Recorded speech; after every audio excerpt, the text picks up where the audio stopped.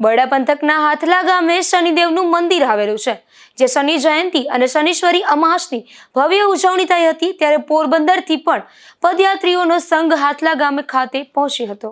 વૈશાખ વદ અમાસ એટલે શનિ જયંતિ અને તેમાં પણ આજે શનિ જયંતિ સાથે શનિશ્વરી અમાસ આવતી હોવાથી ભાવિકો દર્શન કરવા માટે ઉમટી પડ્યા હતા। દર વર્ષની જેમ આ વર્ષે પણ પોરબંદર સોબર ગ્રુપ દ્વારા પોરબંદરથી શનિદેવ હાટલા સુધીની પદયાત્રા યોજવામાં આવે છે, જેમાં આ વર્ષે પણ તારીખ 15/5/2026 રોજ પદયાત્રાએ પ્રસ્થાન કર્યું હતું, જે બગવદર ગામે રાત્રે 11:30 વાગે આવી પહોંચતા બગવદર ગામના સેવાભાવી રીશુભાઈ કુચડિયા દ્વારા પદયાત્રીઓને મહાપ્રસાદની વ્યવસ્થા કરાઈ હતી।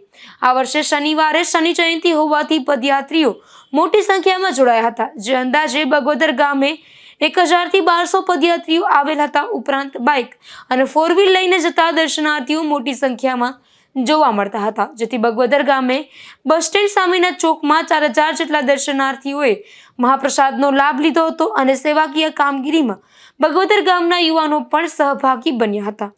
ધીરુભાઈ નિમાવત, ગુજરાત ન્યૂઝ, બગવદર।